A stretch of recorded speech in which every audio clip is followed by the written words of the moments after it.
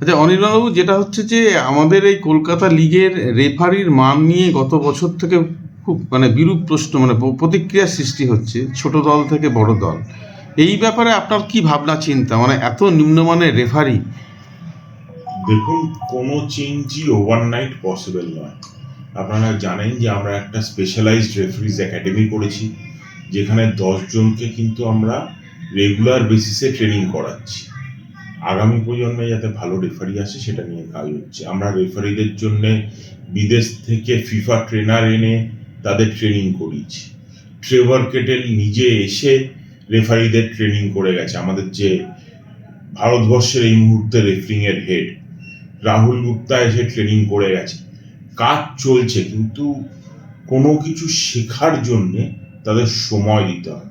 ভুল ভ্রান্তি হতে পারে, কিন্তু সেটা আমাদের দেখতে হবে ভুলটা ইচ্ছাকৃত না ভুল। ভুল মানুষ মাত্রই করে। আমরা যদি ভাবি যে ক্যালকাটা ফুটবল লিগে ইংলিশ প্রিমিয়ার লিগের রেফারিং হবে, তাহলে সেটা আমাদের ভুল এক্সপেকটেশন। আমরা 137 নম্বরে ফুটবল খেলছি, সেখানে রেফারিং এর মান পৃথিবীর প্রথম 10টা দেশের সমান হবে, সেটা আশা করার কোনো কারণ নেই। আমরা কাজ করে যাচ্ছি এবং আমরা আশাবাদী যে আগামী দিনে এই জায়গাটা আরো ইমপ্রুভ করবে। আজকে রেফারিং নিয়ে তো শুধু ক্যালকাটা লিগ নিয়ে প্রশ্ন উঠছে না। ধরুন আমাদের যে ডার্বিটা হলো, সেখানে তো বাইরের স্টেটের রেফারি এসেছিল, সেখানেও প্রশ্ন উঠেছে। ধরুন আইএসএল নিয়েও রেগুলার ক্লাবগুলো কমপ্লেন করেছে রেফারিং বাজে হয়েছে। আমি রেফারিদের প্রোটেক্ট করার চেষ্টা করছি না, কিন্তু যারা কাজটা মাঠে গিয়ে করছে, আমি আজ অব্দি কাউকে বলতে শুনিনি বা ফেসবুকে লিখতে শুনিনি যে হ্যাঁ এই রেফারি কিন্তু খুব ভালো রেফারিং করেছে।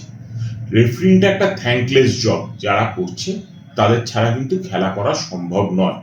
এবার রেফারি ইচ্ছাকৃত কোনো অন্যায় করলো না খেলাতে গিয়ে ভুল করলো, সেটা আমাদের দেখতে হবে। যদি ভুল হয় সেটা শোধরাবার জায়গা আছে, তার জন্য আমরা রেগুলার ট্রেনিং এর ব্যবস্থা করছি।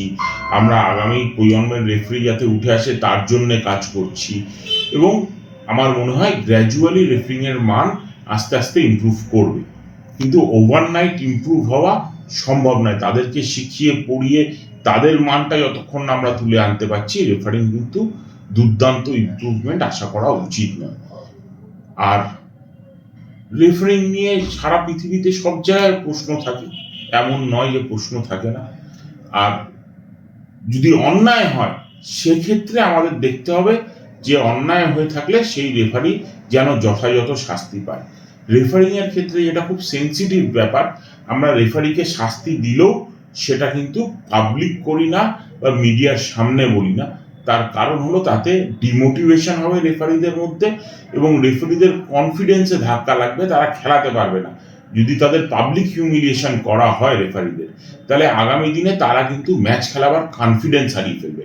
তার জন্য রেফারিদের এগেনস্টে যা অ্যাকশন হয় সেগুলো কিন্তু আমরা চুপচাপ করি এবং তাদের ইমপ্রুভমেন্টের দিকে ফোকাস রেখে আমরা অ্যাকশন নেওয়ার চেষ্টা করি। কোনো রেফারি বাজে খেলায় আমরা তাদেরকে নিচের ডিভিশনের খেলা খেলাবার জন্য পাঠিয়ে দিই, কিন্তু এগুলো তো পাবলিকলি স্টেটমেন্ট করা সম্ভব নয়, কারণ তাতে তাদেরকে রিডিকিউল করা হবে। আজকে সোশ্যাল মিডিয়ায় তাদের সম্বন্ধে হাসি ঠাট্টা হবে, চারটে বিরূপ মন্তব্য হবে, তাতে অন্য অন্য রেফারি যারা আছে তাদের কনফিডেন্স নষ্ট হবে, তারা কাজ করতে পারবে না। তাই সেই দিকটা মাথায় রেখে আমাদের কাজ করতে হয়। অন্যায় হলে নিশ্চয়ই সেটা কোনোভাবেই অ্যাকসেপ্টেবল নয়, আর ভুল হলে কেন ভুল হলো সেটা বোঝার ব্যাপার আছে, এবং সেই ভুলটাকে কি করে শোধরানো যায় সেটা নিয়ে আমাদের কাজ করতে হবে।